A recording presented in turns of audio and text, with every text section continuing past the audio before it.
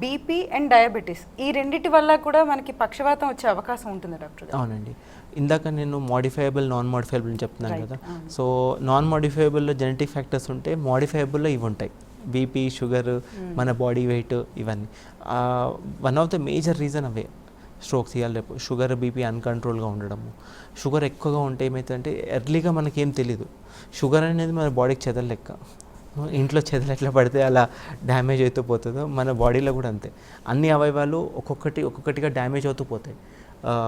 కిడ్నీలు ఎఫెక్ట్ అవుతాయి, హార్ట్కి వెళ్ళి, బ్రెయిన్కి వెళ్ళి రక్తనాళాలు, అన్ని కాళ్ళకి వెళ్ళి రక్తనాళాలు ఎఫెక్ట్ అవుతాయి, కంటి నరాలు డ్యామేజ్ అవుతాయి, కాళ్ళ నరాలు డ్యామేజ్ అవుతాయి, తిమ్మిర్లు, మంటలు, అలాంటివన్నీ. సో షుగర్ అనేది ఒక బాడీలో చెదల్లాగా అనమాట. అన్ని అవయవాలు, అది one of the major culprit స్ట్రోక్కి. అలానే బీపీ కారణంగా కూడా రెండు రకాలు వస్తాయి. ఒకటి, ఎక్కువ బీపీ ఉండడం వల్ల రక్తనాళాలు పూడుకుపోతాయి. మరీ ఎక్కువ సడన్గా బీపీ షూటప్ అయినా కూడా రక్తనాళం చిట్లి బ్లీడింగ్ అవుతుంది. అది కారణంగా కూడా one of the major stroke causes. So BP, sugar రెండు రకాలుగా కూడా వెరీ డేంజరస్. అండ్ అవి కంట్రోల్లో పెట్టుకుంటేనే లైఫ్ లాంగ్ బాగుంటాం. చాలామంది అనుకుంటారు నాకు హై బీపీ ఉంది, షుగర్ ఉంది, ఏం కావట్లేదు అని. అది ఎఫెక్ట్ ఇప్పుడు తెలీదు, ఒక 10-20 ఏళ్ళ తర్వాత తెలుస్తుంది. సో ఎంత కంట్రోల్ పెట్టుకుంటే అంత బెటర్ లాంగ్ రన్లో కూడా. డాక్టర్ గారు అట్లనే టీఐఏ అని అంటూ ఉంటారు పక్షవాతానికి సంబంధించి, అంటే ఏంటి? టీఐఏ ఏంటంటే ట్రాన్సియంట్ ఇస్కీమిక్ అటాక్ అనమాట.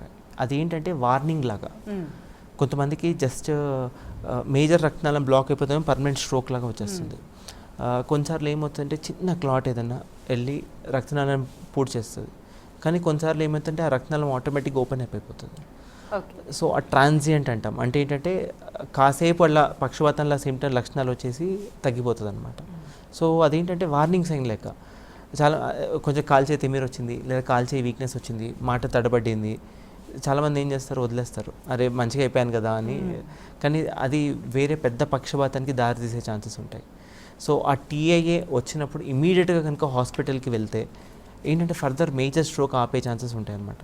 ఒక్కసారి టీఏఏ కనుక వస్తే ఏంటంటే వాళ్ళకి ఆల్మోస్ట్ 30-40% ఛాన్స్ ఉంటుంది మేజర్ స్ట్రోక్ వచ్చే ఛాన్స్ నెక్స్ట్ 1 మంత్లో.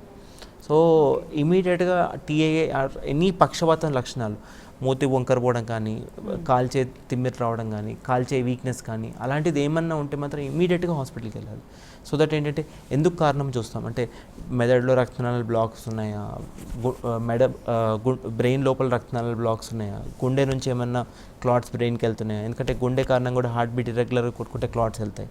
సో దేని కారణంగా అవుతుందో చూసుకుంటే దాని స్పెసిఫిక్ ట్రీట్మెంట్ కనుక ఇవ్వగలిగితే మనం ఫర్దర్ ట్రీట్మెంట్ అనేది ఇవ్వగలుగుతాం. కొన్నిసార్లు బ్లాక్స్ ఉంటాయి, ఆ బ్లాక్ ఎర్లీగా ఐడెంటిఫై చేసామనుకోండి దానికి ఏమైనా స్టంట్ వేయచ్చు.